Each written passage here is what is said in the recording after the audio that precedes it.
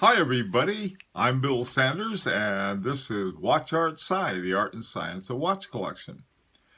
Today what I'd like to do is to take a look at the coaxial escapement and why it's an interesting thing, it's interesting to know about, and what it does in the context of how watches work. Now, right now, the watch that has used it the most, or at least the most numbers, is Omega.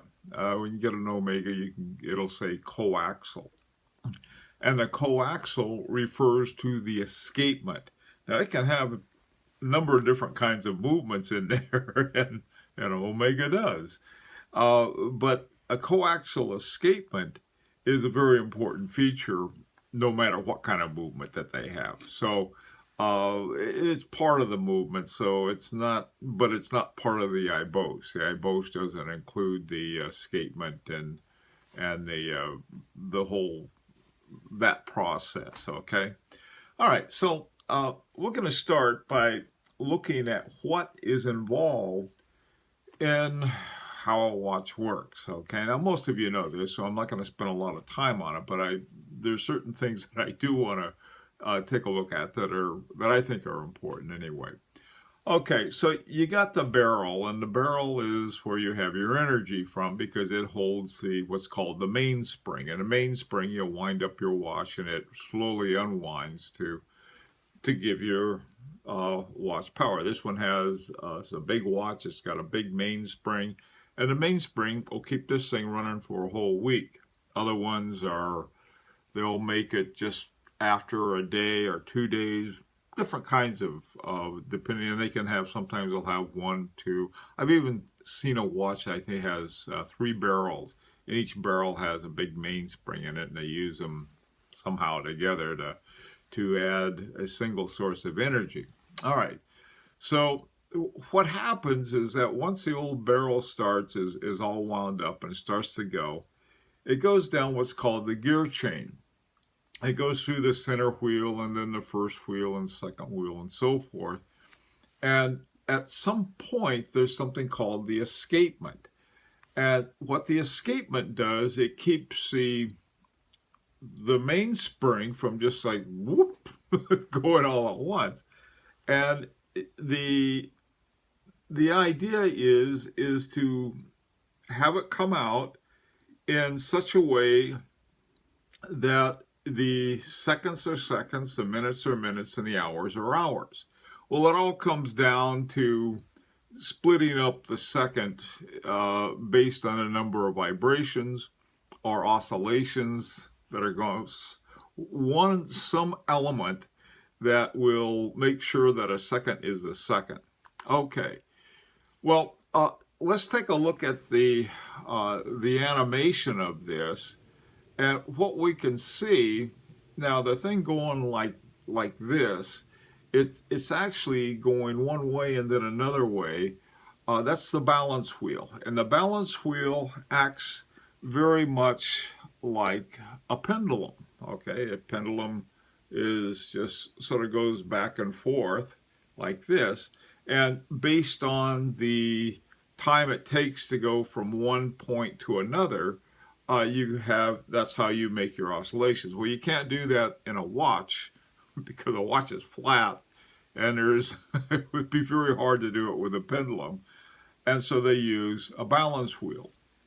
All right, now in the animation, you can get a sense. You can see that giant, that great big, the big barrel there that is releasing the power, and as it releases the power and goes up the chain, at some point it looks like the escape wheel, that's the wheel with all the little claws on the end of it. What it does is it controls the amount of power that's released, and it gets its energy from the mainspring coming up the gear chain. And then what happens, it gives a kick to the to the oscillation wheel or the balance wheel. Okay, this is a little hard to explain with this animation alone. So what I did is that I made another little animation with some parts that I put together. I hope to explain it a little some. So let's take a look at that now. This is a model that I made of this is the pallet fork right here. This is the escape wheel. This is the balance wheel. That little line inside is the balance spring. And here is essentially what you have. You have 3 rubies that are used with this, and the purpose of the rubies is that they can withstand the constant rubbing and contact back and forth. Now, here's what we have here. Right here, this wheel wants to go around this way. This comes up from the gear chain, the pressure for it to move. And what happens is that when the pallet locks the wheel right here, it doesn't move. And so then when it changes position, goes to here like this, and it comes around, and then this one is the wheel lock. When it hits the front of it, this is the locking part, and one's the release part, and it works pretty much like this. Now, the thing of it is that how is this going back and forth? Well, here's what's happening. Let me take this off of here. This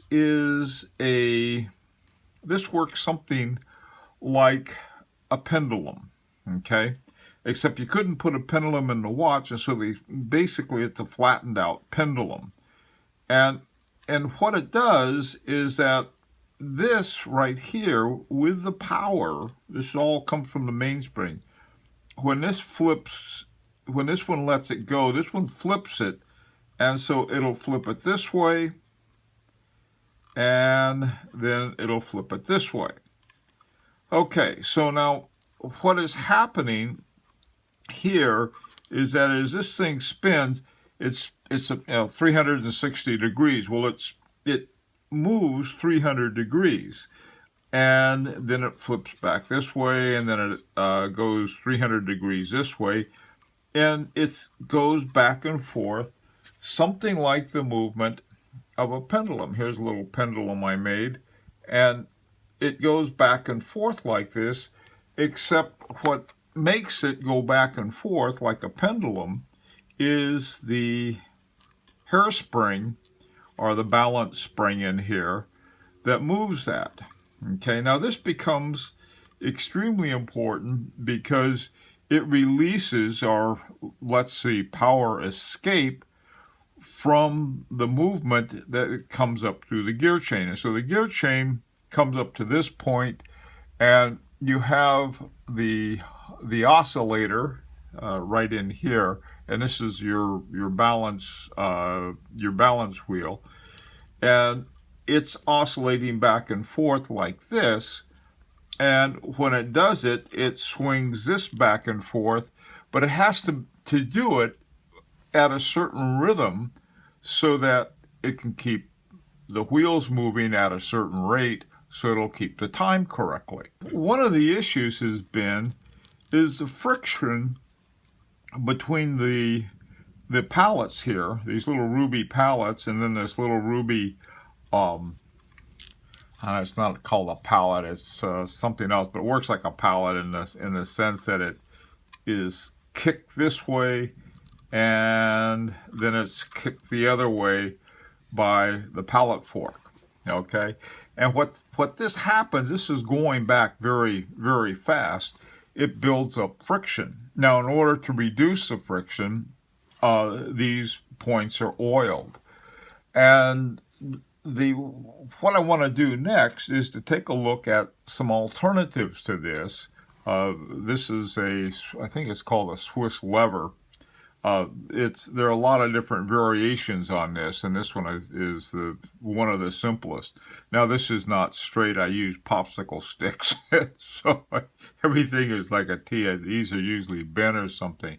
But this will give you sort of a slowed down idea of what's going on inside your watch. In order to try and to reduce two things, the greater the number of hits with any single part of the watch, the more the friction is going to be.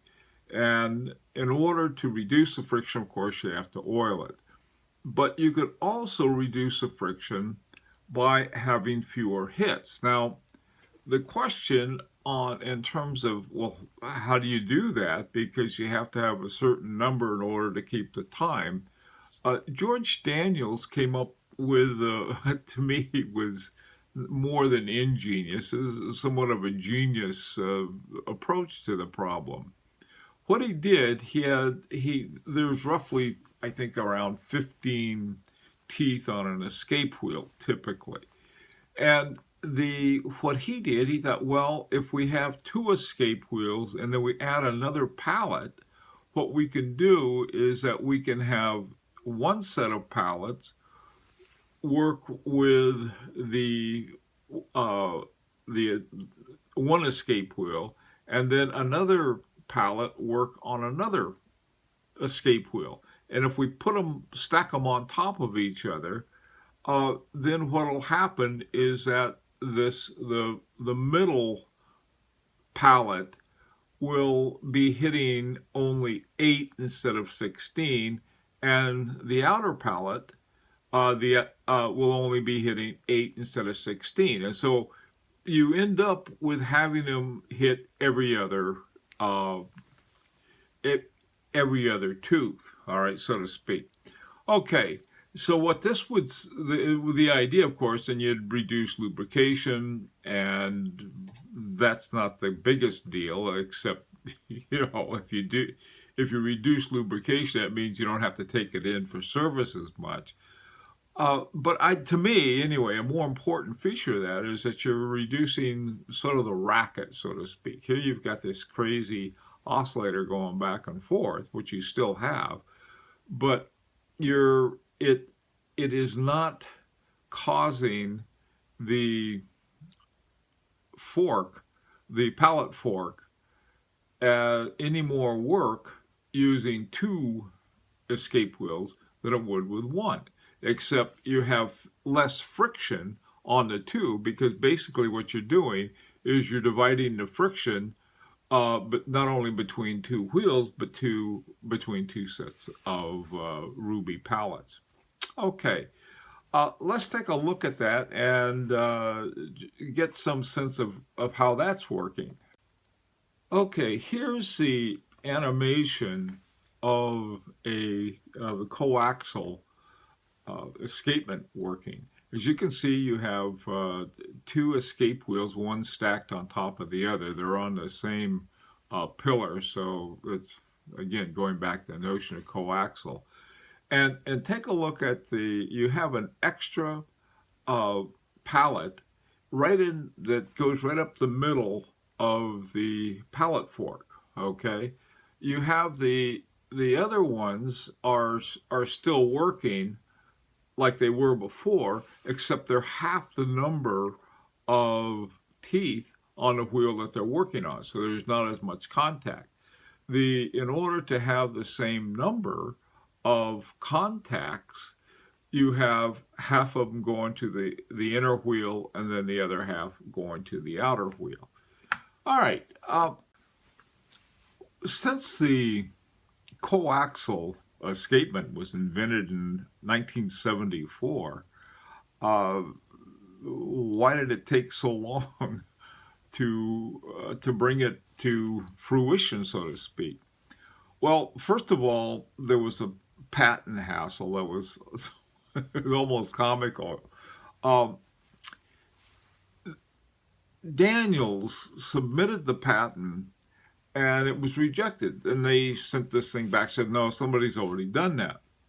Well, they had some kind of dual geared escapement of some sort, but it was nothing like what Daniels had done. So he went back and back, and finally he had to use the following phrase to finally get the patent. The phrase he used was called, the locking and impulse pellets have entirely separate functions. And it wasn't until he used that phrase to describe what he had that the people at the patent office said, oh yeah, I guess that is something. They really didn't understand it from the get-go. And this used to fry George Daniels. He was so upset because basically he felt that they had people who perhaps were technicians trying to understand something that was beyond their capacity. And I think he was right, to tell you the truth. Now, also, he made a number of watches with the coaxial escapement to try to sell it. For example, he made one of Patek Philippe, and he goes to Patek Philippe and he's talking to these guys, and they were, one reason or another, not only did they really not understand it, Daniels called them technicians. He said he wanted to talk to some watchmakers who understood everything from the math behind it to actually how they worked. Well, this was one of those things, okay? And he would go to one after another. Nobody thought, well, yeah, it's not a bad idea, but we'd have to retool all of this stuff, and it's just not worth it. Finally, the guy running Omega at the time actually was Swatch. He was running Swatch. Was a guy named Hayek, and Hayek was a brilliant guy. And he saw that and he thought, well, this would be something that we could use with the Omega. And so he had to go back and forth with Daniels. Daniels was going to sell him the rights to use the coaxial, but he had all these conditions on it that he wanted to have, I think, keep back 100. He wanted to have the right to make 100 of them for himself. And he and his apprentice at the time was a guy named Roger Smith. And Roger Smith has become, as we saw, somewhat of a watchmaker in his own right, a very famous one. Okay, well, that's just one of the things about the coaxial is that it took somebody had to think in a different way to come up with something that would make something that improved. There's lots of arguments. A lot of people say, well, it didn't improve it for one reason or the other, and some of which even I can tell are wrong in their criticism. Others may be right, though. So it's one of those interesting things in watches. Now, recently, Zenith just came up with this one that's based on the vibrations have a base in quantum physics, and this is all revolutionary. A guy named Bever, who is running Zenith right now, it seems that everything he touches turns to gold watch-wise, and so this is another new development that for a mechanical watch. There's you have the balance wheel, you've got all of these other things that we've seen before, but they're not the same, they're different. And so improvements in mechanical watches have a future, and me for one, I think it's always exciting to see somebody do something different and try something new. Hey, listen, love to hear your opinion about this. What do you think about things like this? Also, too, if you want your watches, your watch collection reviewed, go ahead, send me in the images of your watches, and I'd love to see them. And for a watch review at no charge. Okay. leave your comments. This is an invitation to subscribe. You're more than welcome to. Uh, so I'll see you next Friday. And until then, this is Bill Sanders with Watch Art Sci, the art and science of watch collection.